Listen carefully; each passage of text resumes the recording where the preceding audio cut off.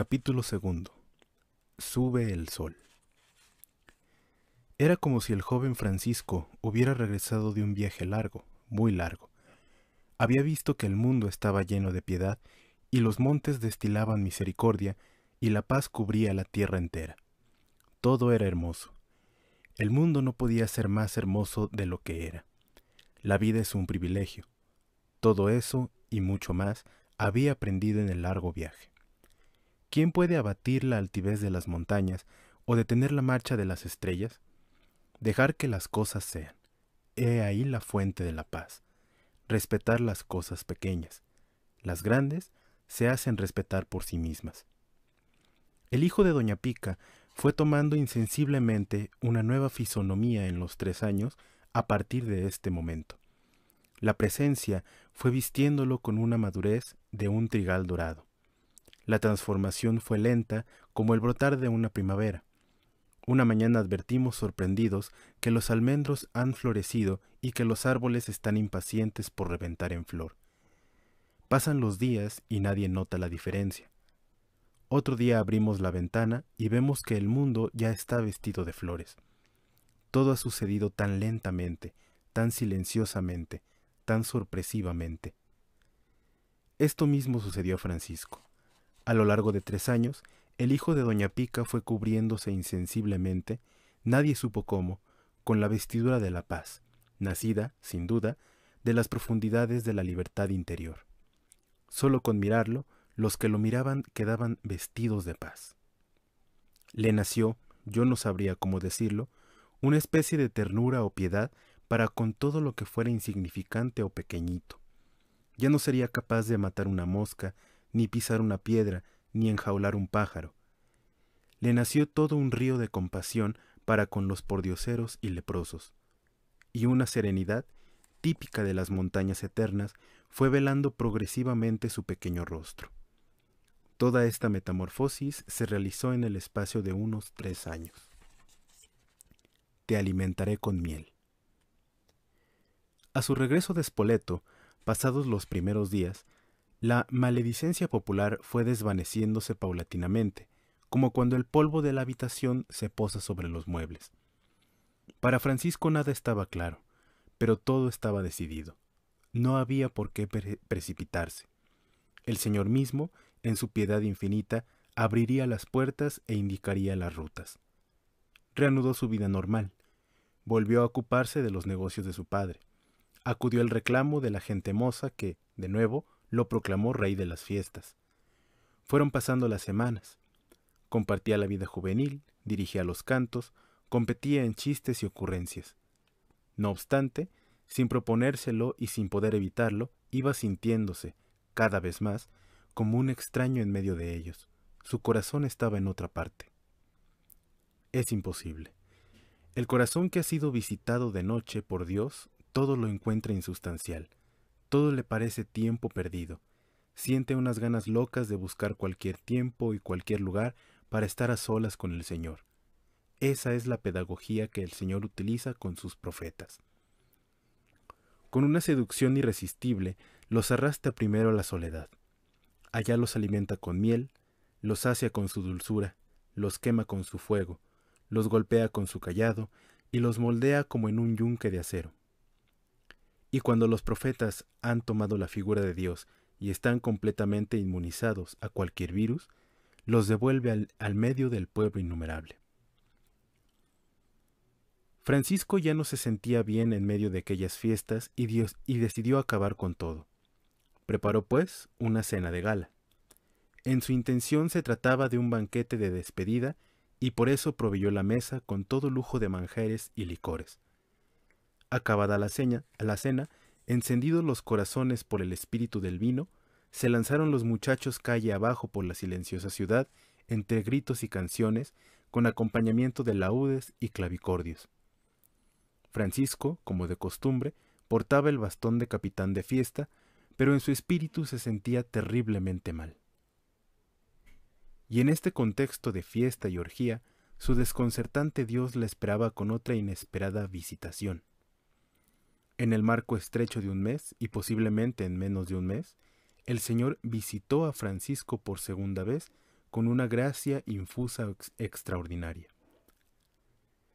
Un corazón que ha sido visitado vive durante largos días bajo los efectos de aquella visita, y es más que probable que, en medio de aquel frenesí dionisíaco, el pensamiento de Francisco estuviera, en mayor o menor grado, con su Señor.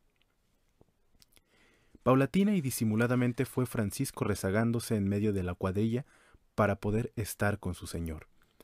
Y en uno de aquellos románticos vericuetos de la ciudad, la presencia cayó de nuevo sobre Francisco como en un asalto nocturno, con todo el peso infinito de su dulcedumbre. Nuestro capitán de fiesta quedó clavado allí mismo, enajenado. Todas sus energías vitales y atencionales, funcionando en alto voltaje, además de estremecidas y potenciadas a su máximo nivel, quedaron concentradas y paralizadas en su Señor.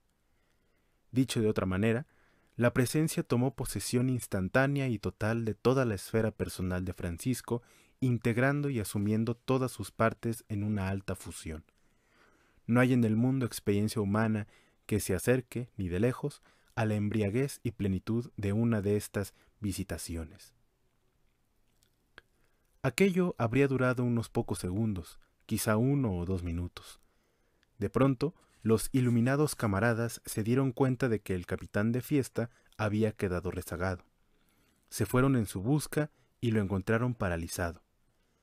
Naturalmente comenzaron a burlarse de él y a sacudirlo con el fin de sacarlo de aquel arrobamiento.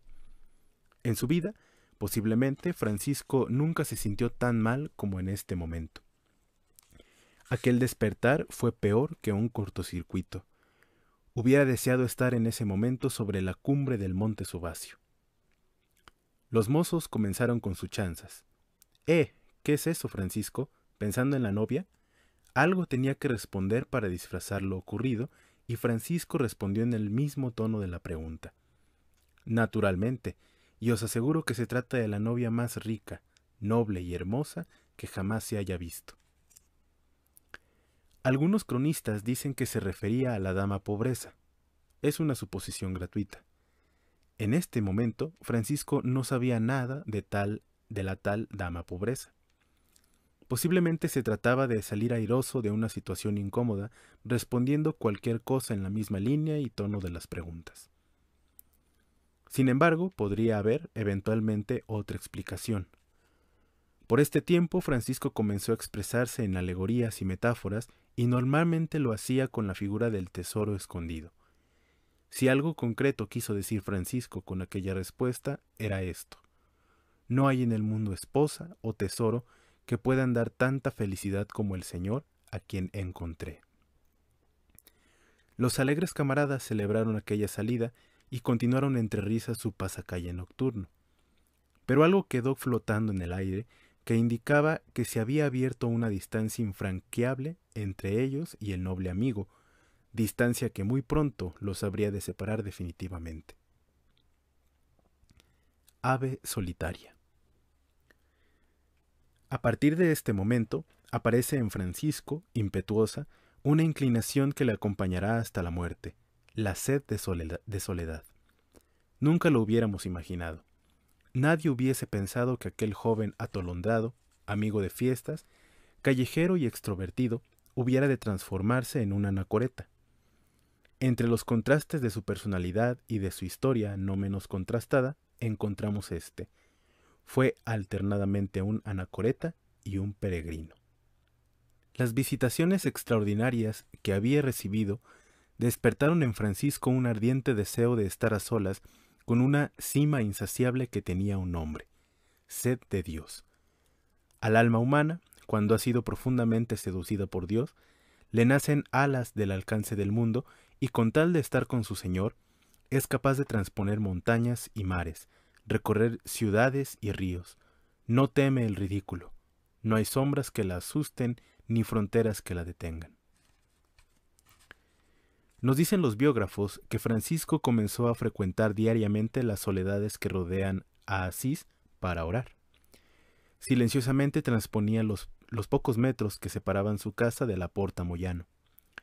Subía monte arriba por la pendiente del Subasio entre fresnos, encinares, robles y matorrales. Cuando encontraba una hondonada a resguardo seguro de toda mirada humana, se sentaba sobre una piedra, a veces se arrodillaba y derramaba su corazón en la presencia. A veces miraba al infinito por encima del Apenino central, allá donde su visitador ocupaba los espacios. Cerraba otras veces sus ojos y sentía que su amigo llenaba sus arterias y entrañas. Volvía a su casa. Trabajaba en el mostrador del comercio. Salía poco. Cuando disponía de menos tiempo, caminaba por veredas de atajo, abiertas entre olivares y viñedos, y rápidamente alcanzaba el bosque del Valle Central, cerca de Santa María de los Ángeles. Allá permanecía de pie, apoyado en un secular abeto, o sentado junto a una retama, o postrado en el suelo, según los casos. Había días en que hubiera deseado que el tiempo se detuviera para siempre ahí mismo como un viejo reloj cansado. Hubiera querido tener las palpitaciones del mundo, disponer de 10.000 brazos para adorar y acoger el misterio infinito de su amigo visitante. Como era principiante en los caminos de la oración, fácilmente se desataba en lágrimas, según los biógrafos, y se expresaba con voces ardientes. Subiendo por las empinadas calles, volvía Francisco a su casa bañado en profunda paz. Un buen observador hubiera podido distinguir en sus ojos un resplandor de eternidad. Sin embargo, ni sus familiares, salvo, quizá, la señora Pica, ni sus amigos eran capaces de descifrar lo que sucedía en su interior. En el seno de la pequeña ciudad todo eran comentarios y rumores sobre el extraño sesgo que estaba tomando la vida del joven Francisco. Un confidente anónimo. De tanto vagar por los bosques y las pendientes de Subasio, Francisco acabó por encontrar un lugar ideal para sus retiros cotidianos. Se trataba de una concavidad, algo así como una gruta abierta en un terreno rocoso que, según se piensa, bien pudo ser una antigua sepultura etrusca. Por este tiempo se dio también un fenómeno curioso que constituye uno de los tantos contrastes de la personalidad de Francisco. Como por naturaleza era comunicativo, sintió Francisco una gran necesidad de desahogarse comunicando a alguien las experiencias inéditas y fuertes que su alma estaba viviendo. Así pues, escogió para este desahogo a un muchacho de su edad, con quien seguramente tenía gran afinidad o a quien, en todo caso, apreciaba mucho. Pero aun con este amigo fue extremadamente cauteloso. Le hablaba en enigmas y alegorías, diciéndole que había encontrado un tesoro que en un instante tornaba rico y feliz a quien lo poseía. A pesar de la necesidad que sentía de comunicación, Francisco se mantuvo reservado, como de costumbre, en cuanto a manifestación de experiencias espirituales. El afortunado confidente se nos pierde en el anonimato. Es un personaje que siempre ha intrigado a los biógrafos posteriores y, a pesar de tanta investigación hecha para descubrir su identidad y a pesar de haberse tejido tantas suposiciones, nada se sabe sobre su nombre e historia posterior. Pues bien, Francisco y su confidente dirigían sus pasos hacia aquella gruta. Amablemente rogaba a Francisco a su compañero que la aguardara unas horas en la cercanía mientras él rezaba. Complacido y cortés, quién sabe si curioso también, accedía el privilegiado amigo. Francisco ingresaba en las entrañas de la cueva y allá derramaba su alma. Nos dicen los biógrafos que se expresaba con fuertes gemidos, suspiros y lágrimas en el interior de la gruta. Esta información no pudieron recogerla los biógrafos, sino de la boca de aquel misterioso confidente. ¿Habría ingresado posteriormente en la fraternidad? ¿Habría sido uno de los compañeros de San Francisco? Sea como fuere, y volviéndonos a Francisco, llama la atención el drama que se desarrolló en su interior por este tiempo. ¿A qué se debían aquella angustia y lágrimas? ¿Al hecho de sentir compunción por el recuerdo de su vida frívola? ¿Sentía pavor solo de pensar que podía regresar a la vida disipada de antes? ¿Sentía el aguijón de la contradicción al experimentar vehementes deseos de santidad y la imposibilidad de realizarlos? Después de largas horas, Francisco salía de la gruta. Allá estaba esperándole su paciente amigo. Francisco aparecía a veces desfigurado y tenso. otras veces rezumando paz y bañado en un aire de alegría. El confidente esperaba grandes revelaciones. Francisco no se salía de sus consabidas metáforas de tesoros, reinos, esmeraldas. A pesar de ser tan amigos, aquel confidente por fin debió cansarse de tantos enigmas y misterio, porque muy pronto desaparece del escenario. Después de unas semanas, era tanta su alegría, dice Celano, que todos notaron su cambio. ¿Qué explicaciones dar a los amigos hasta ayer compañeros de juerga? Era inútil dar explicaciones objetivas. Nadie las comprendería o las hallaría desproporcionadas. Sin embargo, algo tenía que decirles y les decía que, en cuanto a las hazañas, en lugar de hacerlas en la Apulia, las tenía que realizar en su propia tierra y que para eso había regresado. Por lo demás, volvía a la carga con las consabidas fantasías de tesoros escondidos o esposas incomparables. El cronista no nos habla de la reacción de los amigos ante estas explicaciones. Entrañas de misericordia. Siguiendo a los narradores, vemos, pues, que a estas alturas comienza a operarse una como transfiguración, por la que el hijo de Doña Pica aparece vestido de serenidad y de una extraña alegría.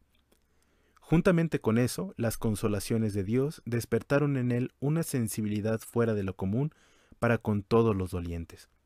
Pero era más que eso.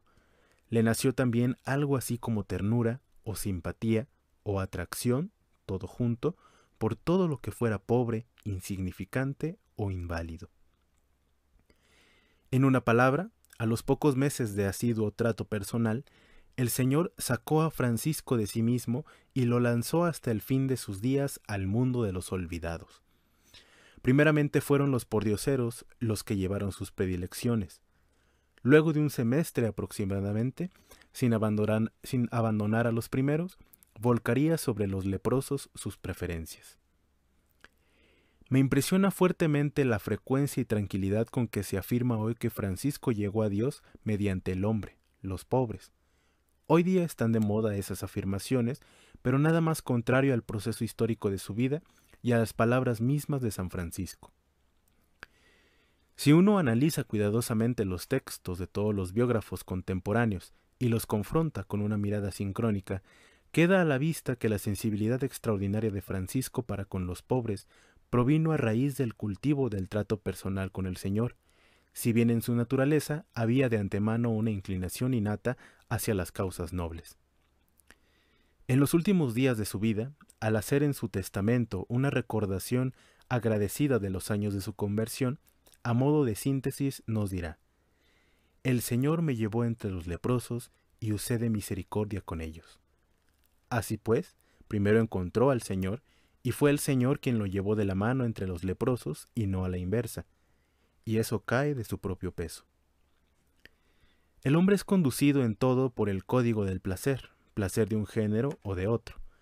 Nadie va por gusto a los pordioseros y leprosos, ni por ideas ni por ideales, y menos el hijo de Doña Pica, que, como veremos, sentía una repugnancia particular por ellos.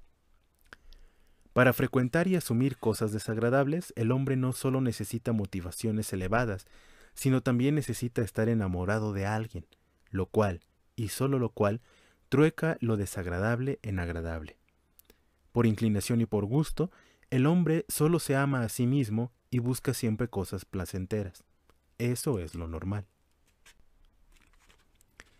Dice la crónica de los 3 compañeros: aunque ya de tiempo atrás era dadivoso con los pobres, sin embargo, desde entonces se propuso en su corazón no negar limosna a ningún pobre que se la pidiera por amor de Dios, sino dársela con la mayor liberalidad. Así, siempre que algún pobre le pedía limosna hallándose fuera de casa, le socorría con dinero, si podía. Si no llevaba dinero, le daba siquiera la gorra o el cinto para que no se marchara con las manos vacías. Así pues, el hijo de Doña Pica siempre había sido desprendido y generoso. Bien lo sabían aquellos mozos desenvueltos que habían banqueteado con harta frecuencia a costa del bolsillo bien surtido del hijo del comerciante en telas. Pero ahora es diferente. Le habían surgido a Francisco, no se sabía de dónde, todas las entrañas de misericordia. En cada limosna depositaba toda su ternura. Al entregar una moneda, gustoso habría entregado también el corazón y un beso. Era Jesús. Jesús mismo había vuelto al mundo y vestía como los mendigos. En el pórtico de San Rufino encontraba a Jesús con la mano tendida bajo el arco redondo. Por el camino solitario, arrastrando los pies, venía Jesús. Era Jesús el que dormía bajo el puente del río, tiritando de frío. Desde los abismos arcanos de cada pordiosero emergía Jesús, alargando la mano y mendigando un poco de cariño. Sí, los mendigos tenían el estómago vacío, pero en su corazón, y eso era lo más grave, tenía frío y buscaba calor. Por eso el limosnero de Asís se aproximaba a cada uno de ellos, aprendía sus nombres, los llamaba por su nombre, les pedía que le contaran algo de su vida, les preguntaba por sus esperanzas, se interesaba por su salud. Aquellos trashumantes, habituados a la indiferencia de grandes y pequeños, se llevaban la mano a la cabeza y no podían comprender cómo el hijo del gran mercader podía interesarse personalmente por la existencia arrastrada de cada uno de ellos. Y lo sentían cerca, percibían en su mirada y en sus gestos una secreta palpitación de ternura, un algo que las palabras no podrán traducir, como si un ángel hubiera bajado portando el corazón de Dios. Salía caminando por entre cipreses y castaños hacia el bosque o la gruta. Se encontraba con el primer mendigo y le entregaba el dinero que llevaba en el bolsillo. Seguía caminando. En otro recodo se encontraba con un segundo vagabundo y le regalaba el sombrero o el cinto. Pasaba largas horas en la caverna oscura, iluminada por el resplandor de su fuego interior. Hablaba con Dios como un amigo habla con otro amigo.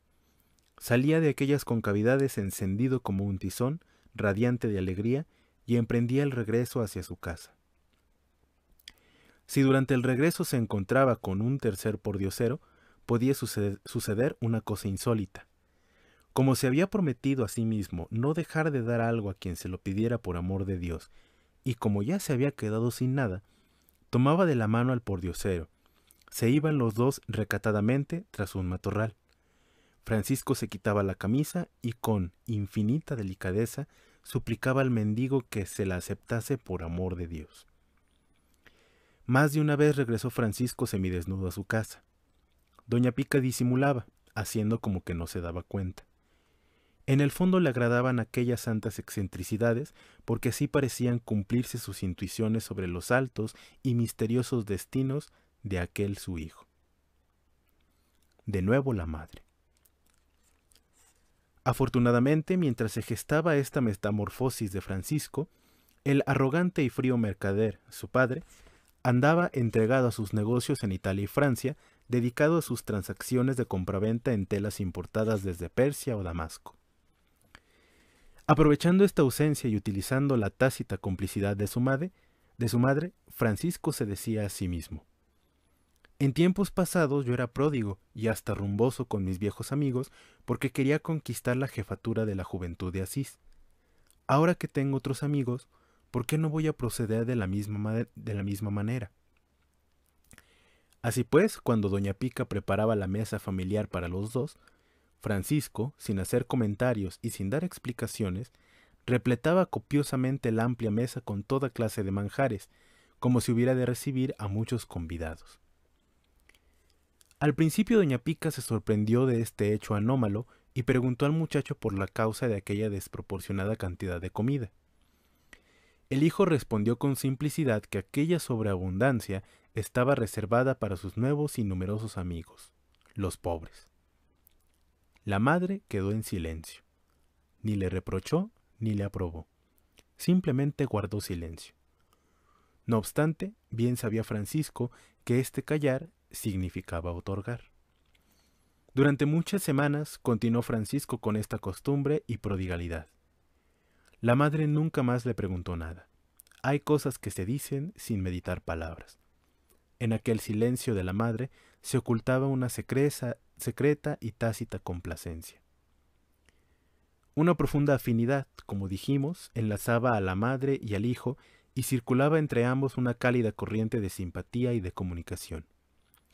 Hay hijos que no parecen fruto de su madre, pero otras veces se parecen tanto que no hay entre madre e hijo otro muro de separación que una sutil membrana de cristal. Reflejos, impulsos, reacciones, ideales, en todo son idénticos. No cabe duda de que doña Pica se sentía satisfecha por el rumbo que estaba tomando Francisco. Quién sabe si esta complacencia obedecía al hecho de estar realizando el hijo los altos ideales que la madre soñara en sueños imposibles en su pretérita juventud. Si la madre de Clara ingresó en el monasterio fundado por su hija, quién sabe si esta otra madre, de haber coincidencia cronológica, no hubiera seguido fervorosamente los pasos de su hijo. De todas maneras, todo cuanto de grande había en su corazón de la mujer se lo transmitió al hijo, no solo por los cauces biológicos, sino también mediante las palabras y gestos de vida. Si no impulsó al hijo expresamente por los caminos de Dios, al menos lo alentó y estimuló. La madre de Francisco es también madre del franciscanismo. En los mares de la gratuidad. Pero no bastaba con dar limosna a los necesitados, ni con ser cariñoso con los mendigos, ni siquiera con proyectar la imagen de Jesús en aquellas piltrafas humanas. La prueba más decisiva de amor es, se ha dicho, dar la vida por el amigo. Pero es posible que exista otra cumbre todavía más elevada, pasar por la propia experiencia existencial del amigo. Es lo que hizo Jesús en la Encarnación. Y eso intentaba ahora hacer Francisco. Se sumergirá en los abismos de la mendicidad, experimentando durante un día el papel de pordiosero y el misterio de la gratitud. Por este tiempo, no se sabe por qué motivos, Francisco viajó a Roma para postrarse a los pies de los santos apóstoles. Ingresó en la Basílica de San Pedro, oró largo rato, depositó una generosa limosna y al salir fervoroso desde la nave central, se encontró en el atrio con un enjambre de pordioseros que, al pie de las potentes columnas, extendían sus manos suplicando una limosna. Y entonces sucedió un hecho sumamente insólito. Francisco posó sus ojos de misericordia en el más desarrapado de ellos. Lo llamó aparte. Lo condujo a un rincón del espacioso atrio, y con tono de súplica le propuso el trueque de vestidos, porque el elegante muchacho quería probar el papel de pordiosero durante unas horas. Efectivamente, es difícil imaginar la escena, allí mismo se trocaron la vestimenta. Y Francisco, cubierto de harapos, se mezcló entre los mendigos. Se sentó en las escalinatas del pórtico y comenzó a pedir limosna a los peregrinos. Llegaba la hora de la comida, participó de la mesa común de los mendigos, comiendo con ellos en una escudilla común y con buen apetito. Se le ocurrió repentinamente hacer esa experiencia por sentirse fervoroso en ese momento. Era una prueba de amor que el neoconverso había prometido a su Señor. Era una vivencia que deseaba experimentar hacía tiempo, pero no se atrevía a llevar a cabo en Asís para evitar un disgusto a sus padres o porque no se sentía suficientemente fuerte para afrontar el ridículo. Sea como fuere, esta aventura era extremadamente descabellada, y si no encontramos motivaciones profundas que transfiguren las cosas en su raíz, el extraño episodio nos da pie para pensar que el aventurero estaba, en cuanto a equilibrio, al borde del precipicio. La mugre de los harapos, el hedor pestilente ambiental, la basofia de una escudilla común, él, que estaba habituado a los exquisitos platos de doña Pica, a una persona normalmente sensible, y Francisco lo era en alto grado, tenía que causarle náuseas y ganas de vomitar.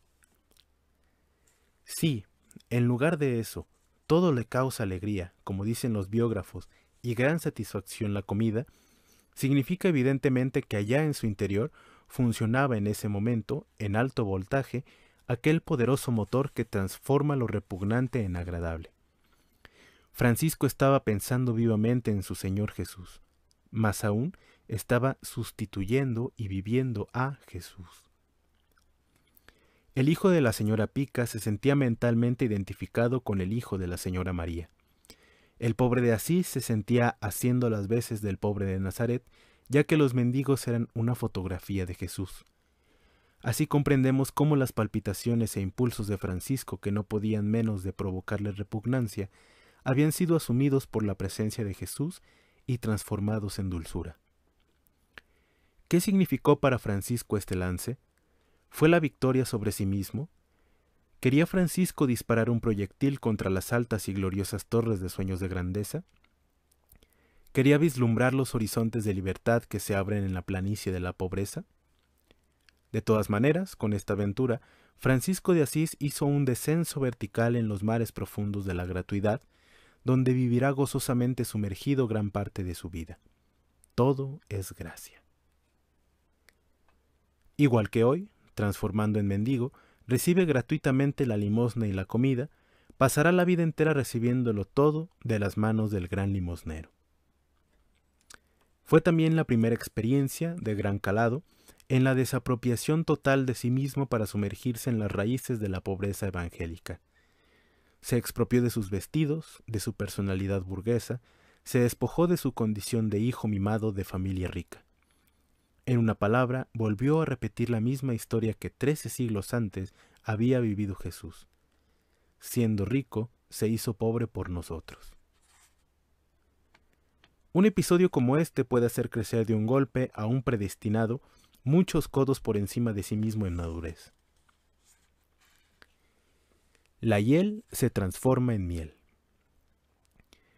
Al volver Francisco a su casa tenía otra estatura en el espíritu.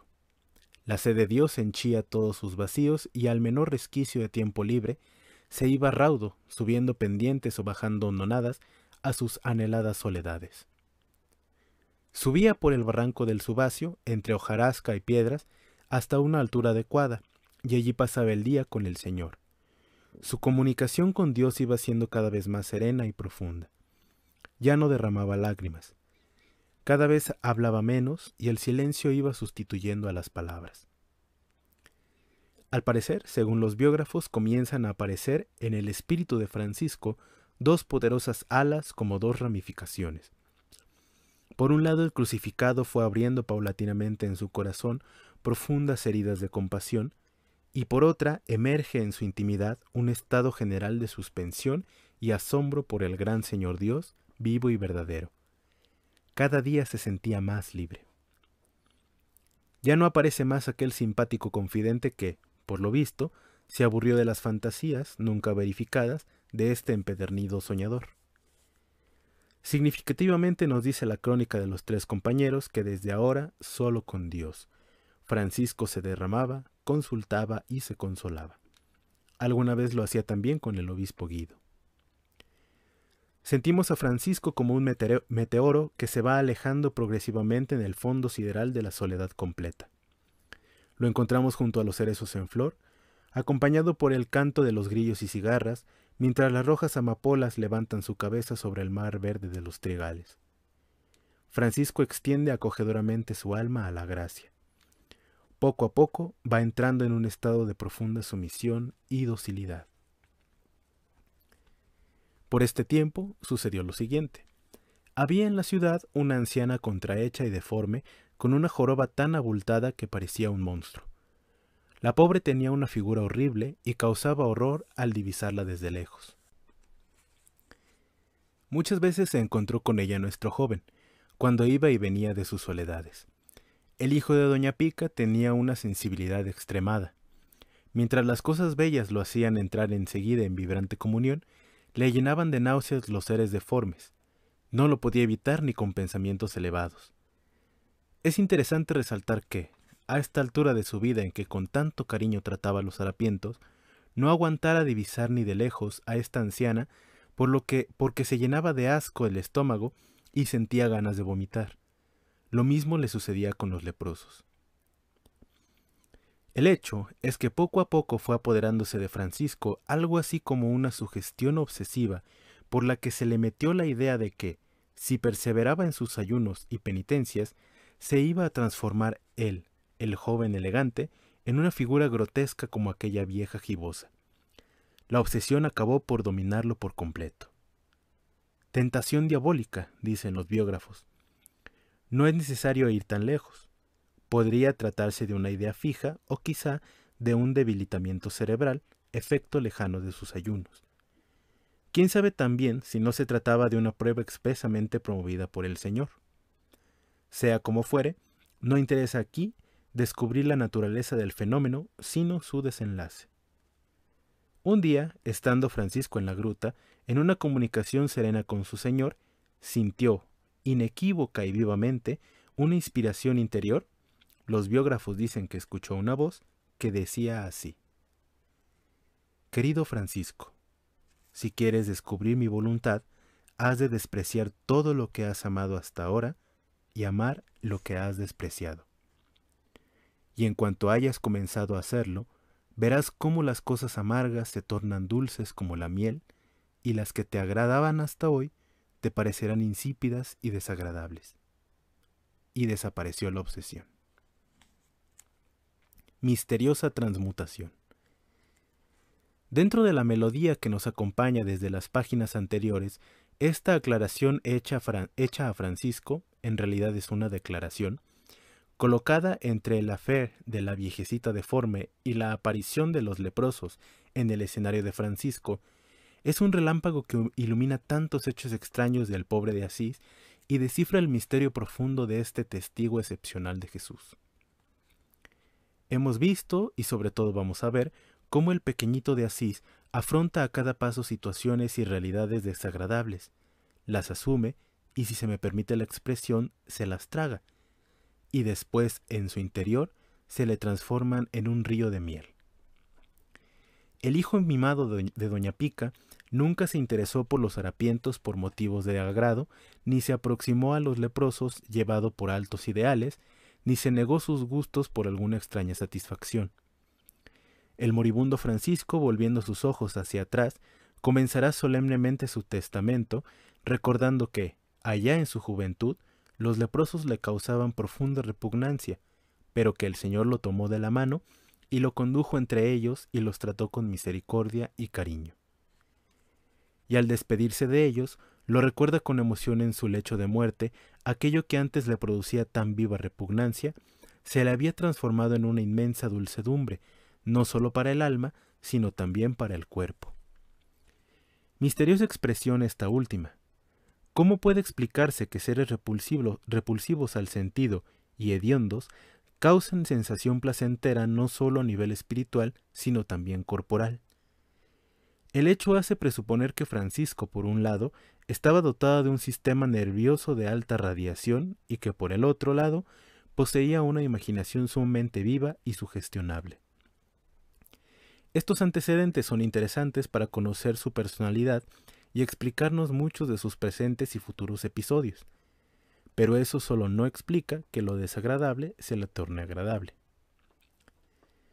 Lo que explica esa misteriosa transmutación, repetimos, es la presencia de Jesús, sentida vivamente en su interior.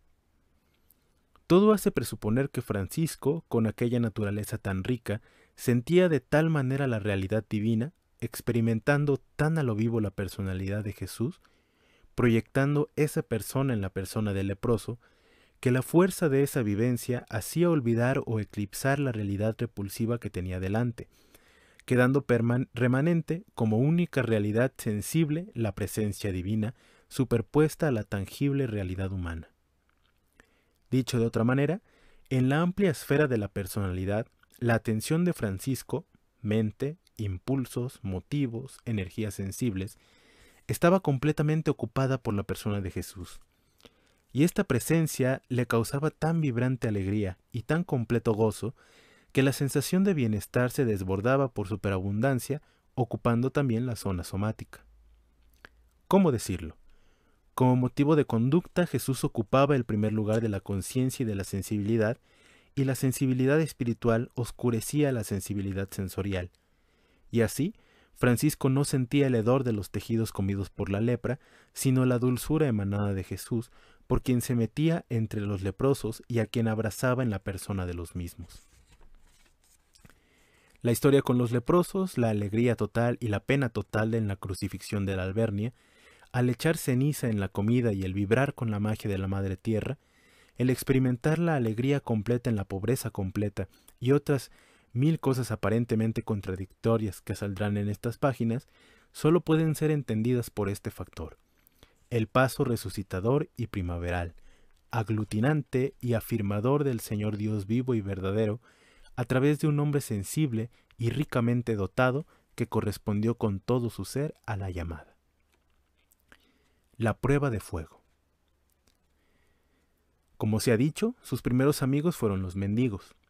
Enseguida aparecerán aquellos otros que se llevarían las preferencias de su corazón, los leprosos. Siempre había sentido horror instintivo por ellos.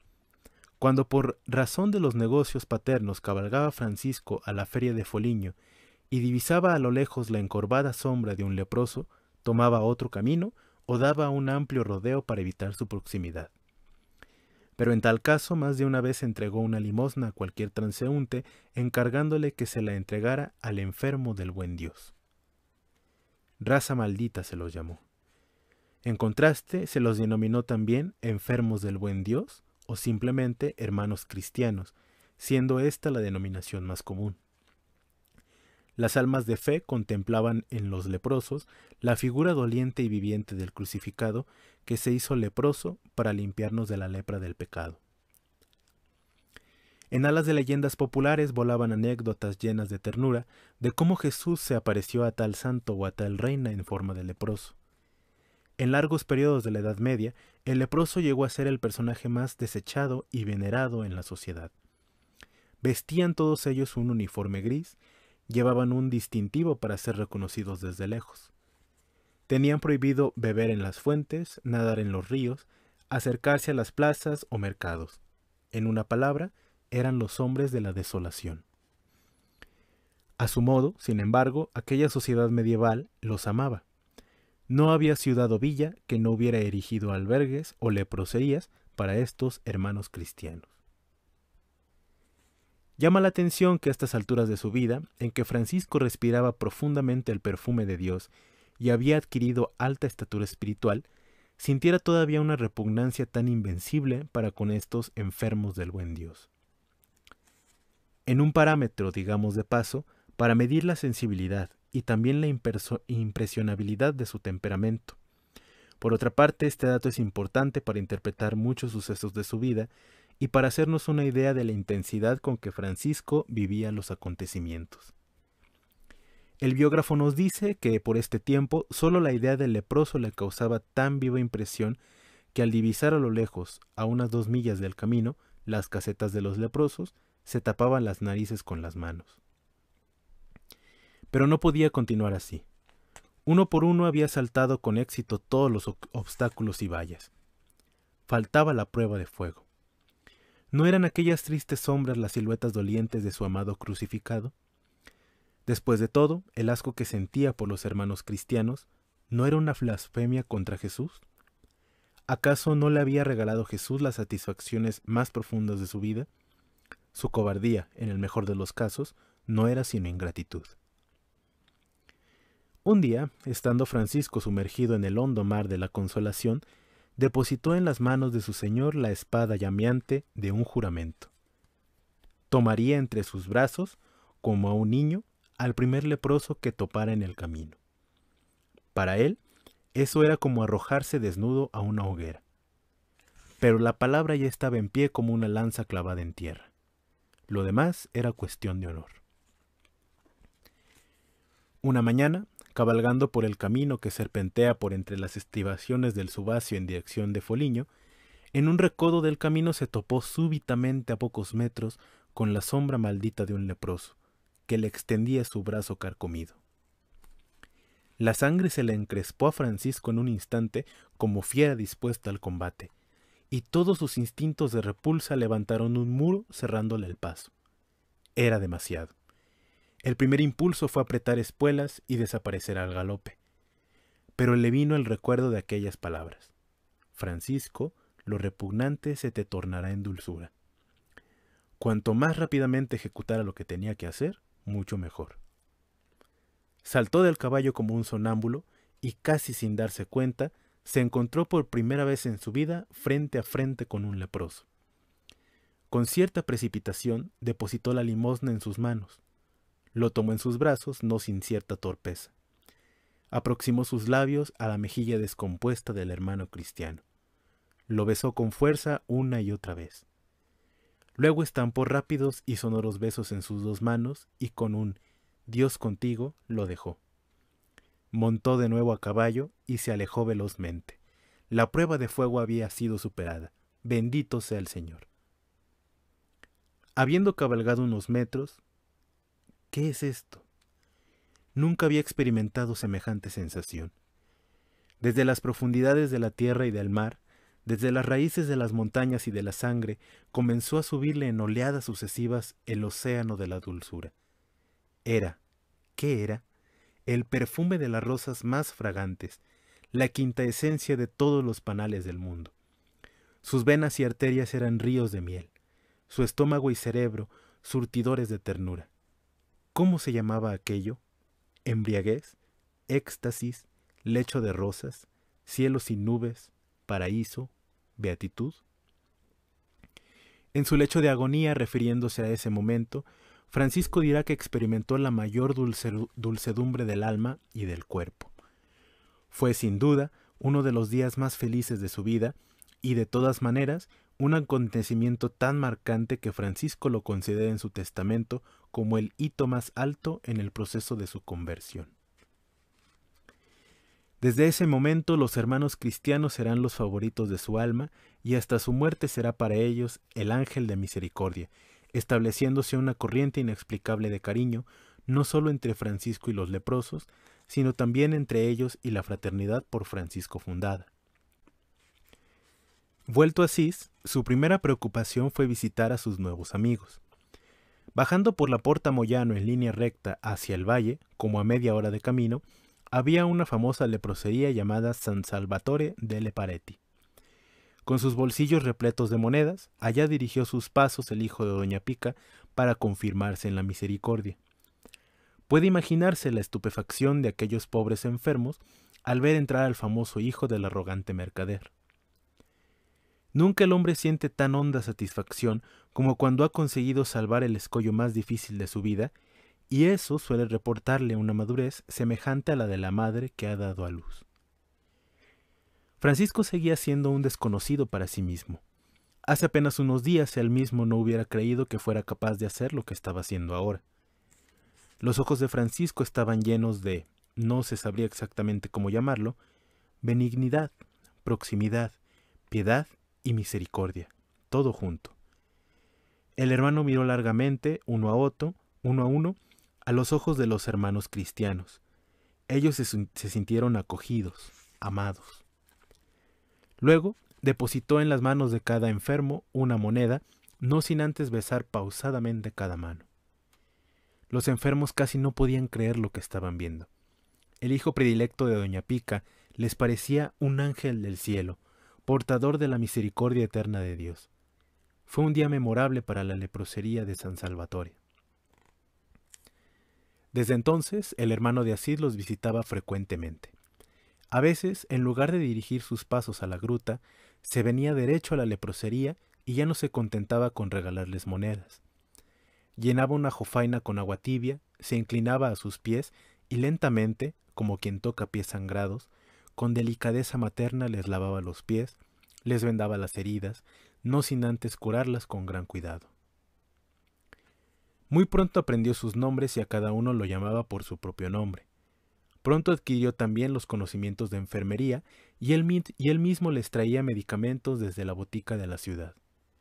Y al poco tiempo no había en la leprosería enfermero tan competente como el hermano Francisco. Restaurador de muros arruinados. Había depositado en las manos de su señor un cheque en blanco en la noche de Spoleto. ¿Qué quieres que yo haga? Pero el cielo no se había manifestado todavía. Sus horizontes estaban cubiertos de noche. No se vislumbraba ningún derrotero, y Francisco se conformaba con vivir en fidelidad día tras día. Dedicaba largas horas al Señor, largas horas a los leprosos, sembraba la paz por todas partes. Siempre permanecía en pie como centinela nocturno, esperando órdenes, atisbando novedades. Un día bajaba el hermano por un camino pedregoso, flanqueado por cipreses puntiagudos y oscuros pinos. A su vista se extendía la llanura infinita desde Perusa hasta Spoleto, ciudades perdidas en la lejanía entre la bruma. Después de descender la pendiente, Francisco se encontró de buenas a primeras con una humilde capilla recostada en una loma. El hermano venía frecuentando desde tiempo atrás todas las capillas diseminadas por las colinas y el valle, pero nunca había pasado por allí. La ermita estaba dedicada a San Damián. En sus muros se veían varias hendiduras que ponían en peligro la estabilidad de la vetusta iglesia. La hiedra trepaba alegremente hasta cubrir por completo los muros laterales. En su interior no había más que un sencillo altar de madera, unos bancos y a modo de retablo un crucifijo bizantino. La humilde capilla estaba atendida por un anciano sacerdote que vivía a expensas de la buena voluntad de las gentes. El hermano entró en el recinto umbroso y, luego que sus ojos se habituaron a la oscuridad, se arrodilló con reverencia ante el altar y fijó su mirada en el crucifijo bizantino. Lo miró largamente. Era un crucifijo diferente. No expresaba dolor ni causaba pena. Tenía unos ojos negros bien abiertos, por donde se asomaban la majestad de Dios y los abismos de la eternidad. Y una extraña combinación de dulzura y majestad envolvía toda la figura, causando confianza y devoción al espectador. Seducido por aquella expresión de calma y paz, Francisco permaneció inmóvil, nadie sabe cuánto tiempo. Según los biógrafos, tuvo en este momento una altísima experiencia divina. En mi opinión, se concentraba aquí la tercera visitación o experiencia infusa. El hermano, entregado, se dejó llevar por la fuerza de la corriente río abajo hacia el mar, la totalidad sin contornos, hacia los abismos sin fondo del misterio del amor eterno, en que el hombre se pierde como un pedacito de papel. Esta vez el amor tenía un nombre concreto, una figura determinada y una historia apasionante. Jesucristo en la cruz entregando la vida por los amigos. La imagen del crucificado penetró en el alma del hermano como una centella y se grabó a fuego en la sustancia primitiva de su espíritu, y el tiempo nunca consiguió cauterizar esa herida. Al parecer aquí comenzaba la peregrinación que habría de culminar sobre las rocas de la Albernia, con una consumación total. La devoción franciscana adquirió aquí su fisionomía original. A partir de este momento, dice San Buenaventura, siempre que recordaba a Cristo crucificado, a duras penas conseguía retener las lágrimas, según el mismo Francisco declaró en confianza poco antes de morir. La tradición nos ha conservado la oración que el hermano pronunció en esta mañana. Elevados y fijos sus ojos en la majestad del Cristo bizantino, decía así: Glorioso y gran Dios, mi Señor Jesucristo, tú eres la luz del mundo. Pon claridad, te suplico, en los abismos oscuros de mi espíritu. Dame 3 regalos: la fe, firme como una espada; la esperanza, ancha como el mundo; el amor, profundo como el mar.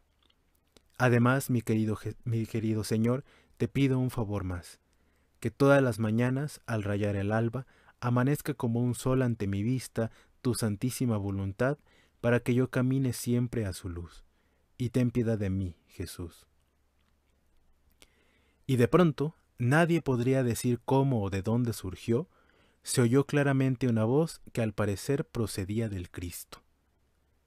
Francisco, ¿no ves que mi casa amenaza ruina? Corre y trata de repararla.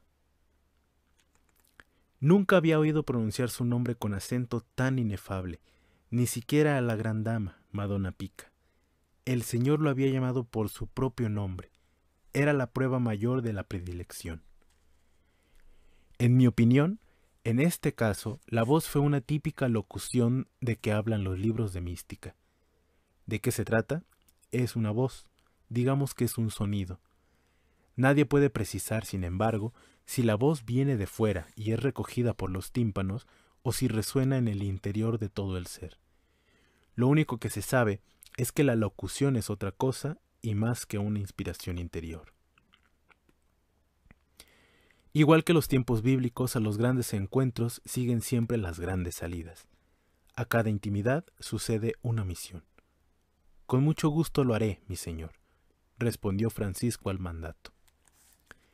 y como habría de proceder tantas veces en su vida, es decir, con una cierta precipitación, el hermano de Asís, tomando el mandato al pie de la letra, se levantó, miró las paredes interiores, y era verdad, estaban cuarteadas. Salió afuera, dio una vuelta completa en torno a la ermita, y era verdad, amenazaba ruina. No había tiempo que perder. Durante muchos meses había estado esperando que el cielo manifestara su voluntad. Dios había hablado e impartido, además, una orden. Era la hora de la acción. Traspasados sus ojos por la seguridad y la alegría, emprendió la marcha hacia su casa entre trigales y viñedos. A los pocos pasos se encontró con el anciano capellán. Lo saludó con reverencia, besándole la mano, y sacando de su bolsillo todo el dinero que llevaba, se lo entregó diciéndole: «Mi señor, por amor de Dios, dígnate recibir este dinero. Gustoso permanecería yo mismo, de pie, día y noche al pie del crucificado. Pero ya que no lo puedo hacer, al menos que arda en mi nombre, sin interrupción, una lámpara de aceite. Todo te lo pagaré de 1000 amores».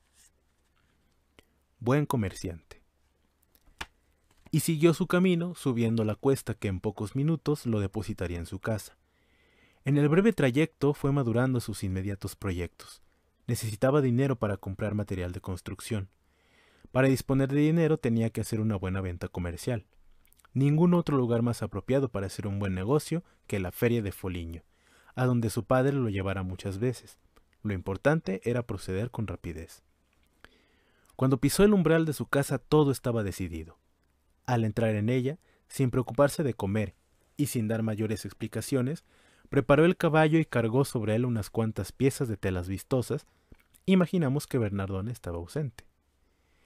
Al salir de casa se santiguó como si acometiera una empresa importante y sagrada, y enfiló sus pasos en dirección de Foligno con el alma rebosante de alegría. Fue un negocio redondo. En pocas horas lo vendió todo, incluso el caballo.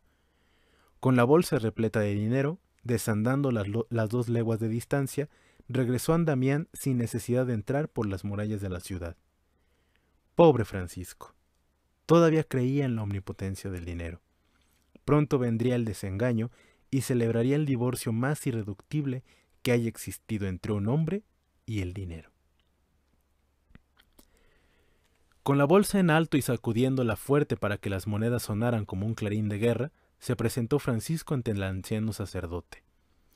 Le habló con entusiasmo de su proyecto de restauración de la vetusta ermita. Francisco suplicó al venerable capellán que aceptara íntegra aquella bolsa. El buen cura no sabía dónde mirar. Todo aquello le daba pie para pensar que el muchacho había perdido la cabeza o que estaba burlándose de él. Había leído en las vidas de santos historias de conversiones fulgurantes, pero otra cosa era dar crédito a la transformación de este muchacho que hasta ayer era conductor de la juventud más mundana de Asís. Además sabía del corazón estrecho de Pietro Bernardone y no podía entrar en una eventual querella con el viejo y violento mercader. Así pues, con gran extrañeza del hermano, el anciano capellán rehusó la suculenta oferta.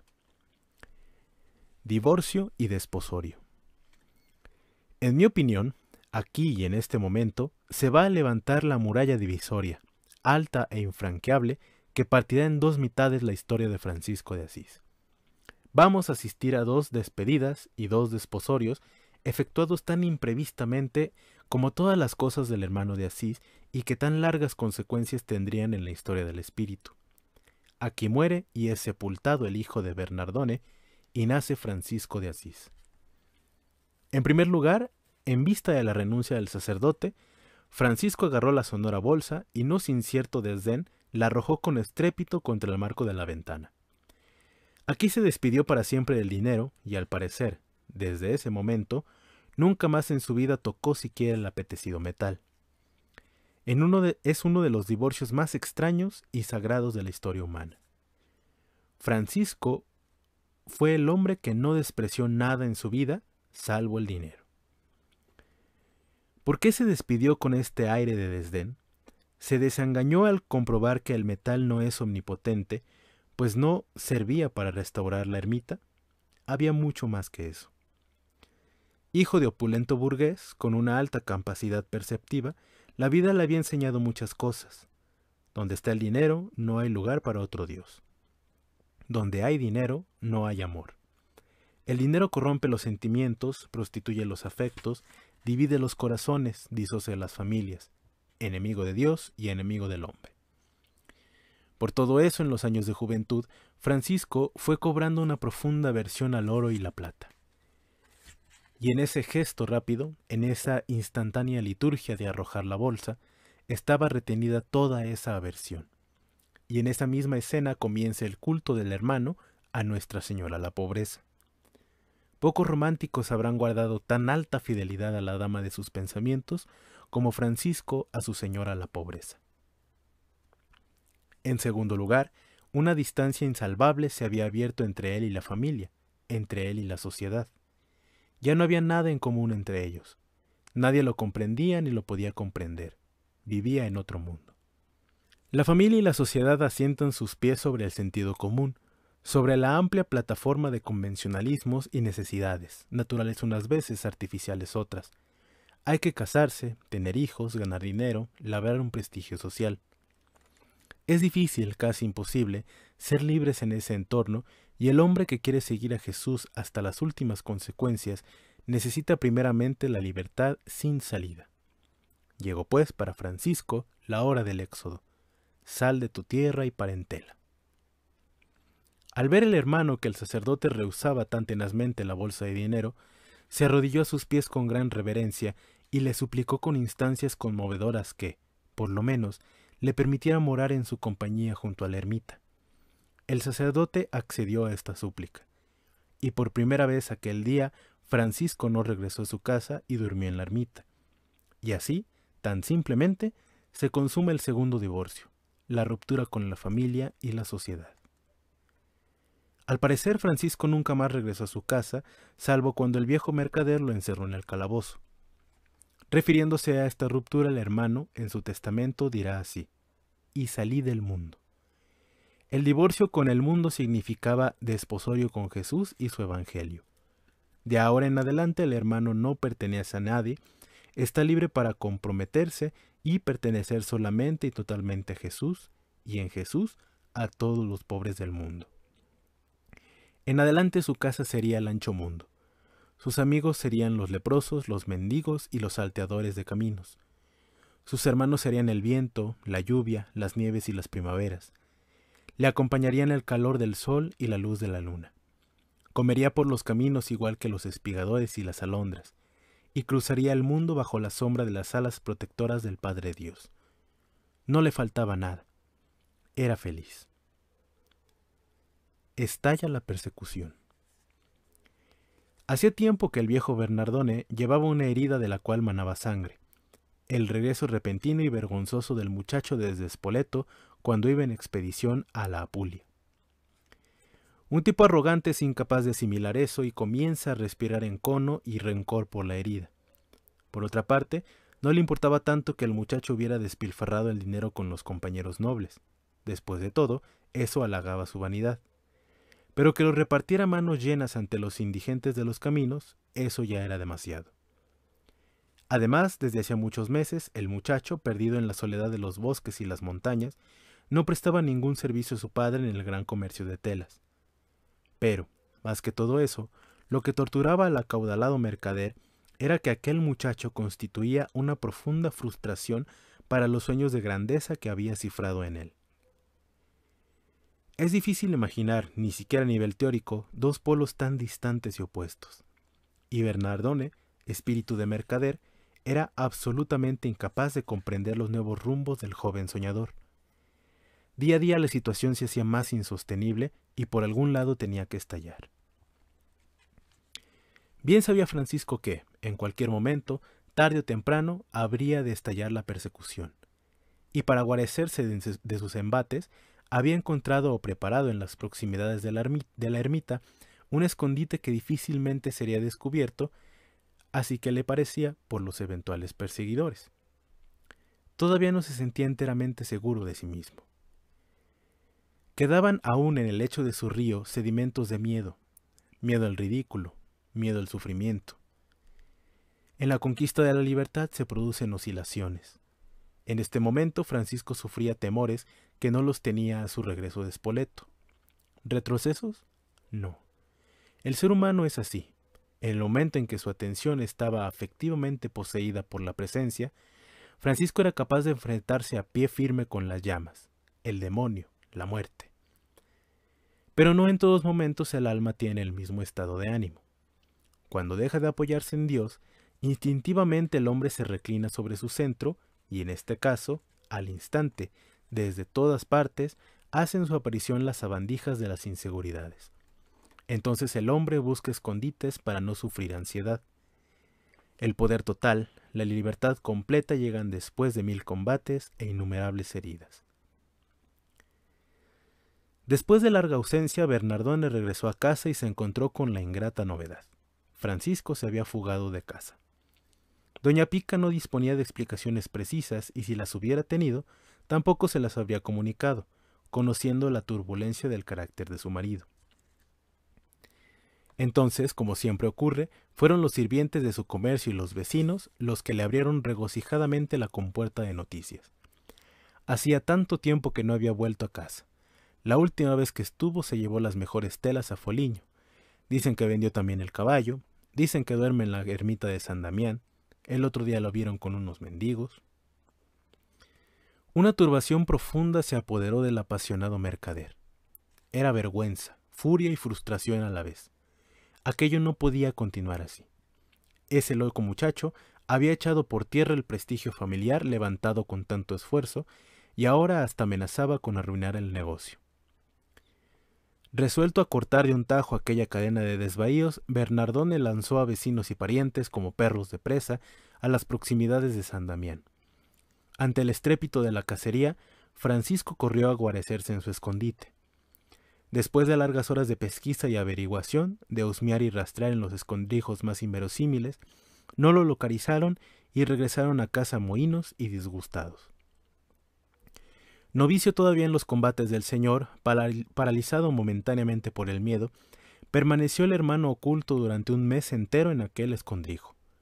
Fue, sin duda, un momento de debilidad, una crisis de baja forma en su estado atlético. Al parecer, ni el anciano capellán sabía del lugar exacto de aquel refugio. Solo una persona, que bien podría ser aquel antiguo amigo anónimo, poseía la preciosa información. Con mucha precaución y bastante asustado salía el hermano de cuando en cuando, pero regresaba prontamente a su trinchera. No sintiendo seguridad en sí mismo, toda su esperanza la depositaba en la misericordia del Señor. Dulzura en la aspereza. Un determinado día, dice el biógrafo, una súbita consolación como nunca había experimentado antes se apoderó de todo su ser. Fue la nunca desmentida misericordia del Señor la que, una vez más, le sacó de las mallas de la pusilanimidad. A la luz de esta gracia, Francisco se recordó a sí mismo el código de los caballeros: no tener miedo, nunca desertar, dar siempre la cara. Aquel día sintió vergüenza de su propia vergüenza. Nada, sin embargo, se recriminó a sí mismo. Simplemente pasó horas dando vueltas en su cabeza a estas ideas. No se puede confiar en el hombre, se decía. Es frágil como el cristal. Es capaz de alcanzar una estrella o de dar la espalda como el desertor. El hombre es eso, arcilla, pero no hay que asustarse. Y dijo: mi gran Señor Jesucristo, absuélveme de mi pusilanimidad. Tú sabes que soy hoja seca al viento. Cúbreme con tus alas. Calza mis pies con sandalias de acero y no permitas que el miedo anide en mi corazón. Y, diciendo esto, emergió desde el fondo oscuro de la gruta, con la cabeza erguida y bañado en paz. En este momento hubiera podido presentar combate a las mismas fuerzas del infierno colocadas en orden de batalla. Se sentía infinitamente libre y fuerte. Con paso tranquilo comenzó a ascender la empinada pendiente que conducía a la puerta oriental de las murallas. Tuvo que hacer varias paradas. No le respondían las piernas. No soplaban los pulmones. El espíritu estaba imbatible, pero los ayunos, la lucha interior y los desvelos habían consumido por completo sus energías vitales. Estaba exhausto, flaco como penitente de la Tebaida, demacrado y ojeroso. Atravesó el portón oriental de las murallas, pisó el empedrado de la estrecha calle y al pasar las primeras casas, alguien gritó desde una ventana: ¡Un loco! El grito resonó como clarín de guerra. Al minuto las ventanas estaban ocupadas por mujeres, niños y hombres. ¡Un loco! ¡Un loco! Fue creciendo el clamor.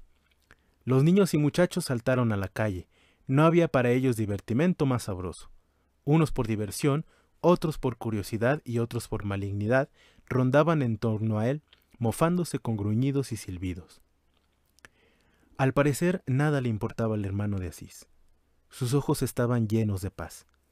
Pocas veces un hombre ha sentido tan poco miedo a ese terrible muñeco que llaman el ridículo. ¿Qué pretendía realmente Francisco con este pasacalle, con esa exhibición bufonesca? ¿Intentaba llegar a su casa para dar una explicación a Pietro Bernardone? ¿Quería dar a Jesús una satisfacción por su anterior cobardía? Las fuentes no nos esclarecen esta duda. Sea como fuere, el hermano de Asís se mantuvo tan imperturbable ante aquellos gritos salvajes y de tal manera la dulzura envolvía su rostro, que esa actitud, en lugar de apaciguar a la fiera que estaba agazapada detrás de la chusma, fue la mejor prueba para ellos de que Francisco estaba efectivamente loco de remate, pues un ser normal no reacciona así, y excitó mucho más la furia de la muchachada. La serenidad del hermano era como un acicate para ellos. Ya no se contentaron con empujarlo, tirarle de la ropa, dejarlo sordo a gritos e insultos. Había que sacarlo de aquel atolondramiento. Tomaron pues todo lo que se encontraron a su alcance: piedras, barro, tomates podridos, y se hartaron de probar puntería en él. La pequeña ciudad era un tambor de resonancia, y pronto llegaron a casa de Bernardone los ecos del estrépito callejero. El mercader, picado por la curiosidad como todo el mundo, se asomó a la ventana para ver qué sucedía. Al instante, la vergüenza y la rabia le subieron por todo el cuerpo como un río de fuego. Era su propio hijo. Por un instante quedó paralizado sin saber si maldecir, blasfemar o llorar. Su miedo al ridículo impidió que sucediera ninguna de esas cosas. En una segunda reacción, arrastrado por la furia, se abrió paso en medio de aquella turba sádica, se precipitó sobre el hijo, desahogó su ira con palabras de grueso calibre, lo agarró de la nuca y, abriéndose paso entre empellones, lo arrastró hasta la casa, le dio durísimos azotes y lo dejó bajo llave en los sótanos oscuros. En medio de aquella baraúnda infernal, el hermano mantuvo una serenidad inalterable. Ni miedos, ni miradas hostiles, ni movimientos bruscos. Parecía el ángel de la paz. Todos los días bajaba el acaudalado burgués a los bajos de su casa para persuadir al muchacho y desviarlo del rumbo extravagante que había tomado su vida. A veces le suplicaba, otras lo amenazaba. Casi siempre lo reconvenía. Todo fue inútil. Con una calma admirable que desesperaba al mercader, el hermano permaneció inflexible. En este momento Francisco era inexpugnable.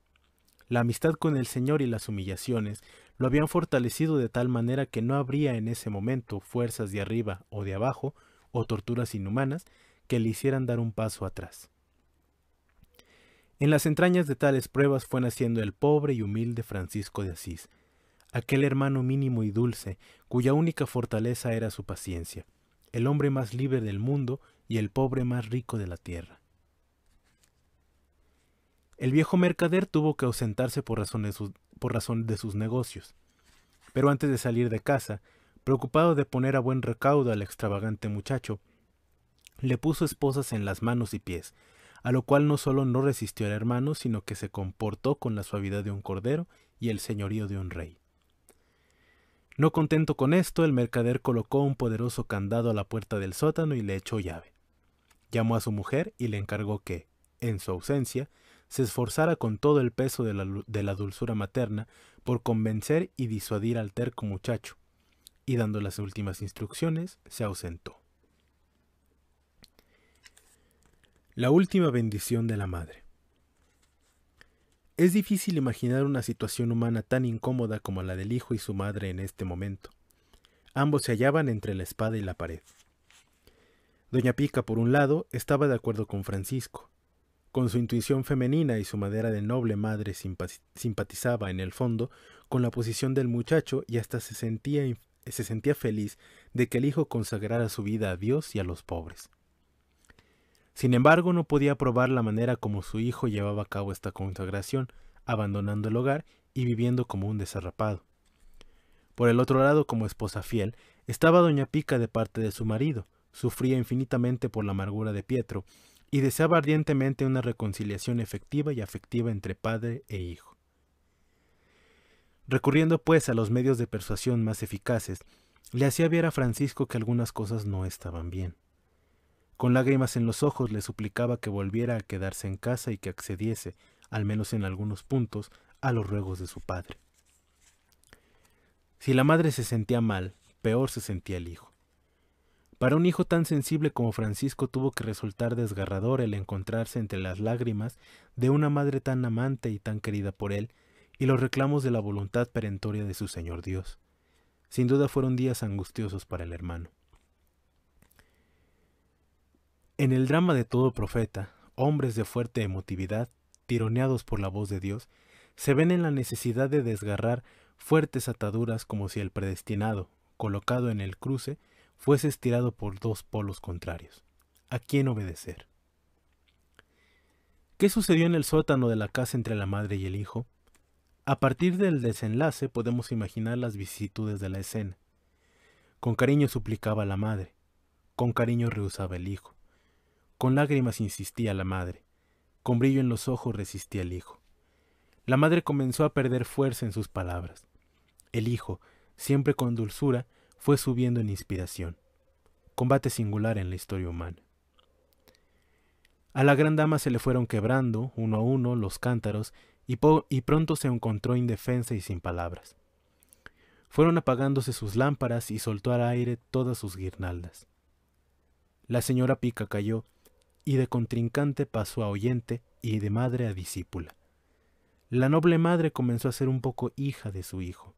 Comenzó a nacer en la cuna de los ideales de Francisco, a calentarse en el sol del hijo. Al hablar de Jesús, las palabras de Francisco parecían melodías inmortales o canciones de cuna, y la madre fue cayendo y rodando por los abismos de un sueño sin sueños, de donde le nacieron sus antiguos ideales, nunca esclarecidos y nunca realizados, de entregarse por completo a un amor inmortal. Tenía razón Francisco. Ella también sabía qué dan y qué no dan el amor y la maternidad. Sabía que la primavera da besos y el otoño despedidas. Francisco tenía razón. Abrir de par en par las puertas, dejar entrar a Jesús, perderse en Dios, llenar el corazón de la hermosura divina, no dejar nada para la devoradora muerte, en la desnudez completa y en la soledad completa de ser libres, no tener nada para darlo todo, cantar la última canción y a la brisa del crepúsculo morir, morir que no es deshacerse sino completarse. Francisco tenía razón. Volver por el sendero vespertino y repartir amor a todos los hambrientos, con el misterio infinito grabado en la frente caminar, con Jesús a través de mundos y milenios repartiendo la paz en la voz, en los ojos, nacer otra vez con Jesús, retornar. Francisco tenía razón. A la mañana siguiente, la noble madre buscó por toda la casa las herramientas pertinentes y con ellas en la mano, bajó la escalera del sótano y sin decir palabra, abrió el gran candado del calabozo. Después rompió el cepo que sujetaba los pies de Francisco y luego le soltó las esposas de las manos. Ella sabía muy bien que, con esta acción libertadora, acarreaba sobre su cabeza las furias del iracundo mercader. Pero tampoco a ella le importaba nada. También ella se había contagiado de la gloriosa libertad de Francisco. Al verse libre el muchacho, sin decir nada y profundamente emocionado, allí mismo se arrodilló a los pies de su madre en actitud de recibir la bendición. Doña Pica le dijo: «Pájaro de Dios, vuela por el mundo y canta». Y luego, colocando sus manos sobre la cabeza del hijo, añadió: «Hijo de mi alma, las alas de Dios te cubran y protejan como estas manos. Lleva mi sangre y mi sombra hasta los confines del mundo. Abre y recorre los caminos que yo no puedo recorrer. Mete mis lámparas en las noches y mis manantiales en los desiertos. Recoge los dolores del mundo y esparce por doquier la esperanza. Que tu muerte sea una fiesta y tu vida un parto. Que te acunen los vientos y te den sombra las montañas. Cubre la tierra de piedad y transforma las urnas en cunas. Te amo, sangre de mi sangre e hijo de mi espíritu. Cuando tu carne desnuda y transitoria reciba el beso de la hermana no amada, estaré esperándote de pie bajo el gran arco de la aurora para siempre. Y diciendo esto, la madre levantó a Francisco. Se abrazaron los dos prolongadamente sin decir nada.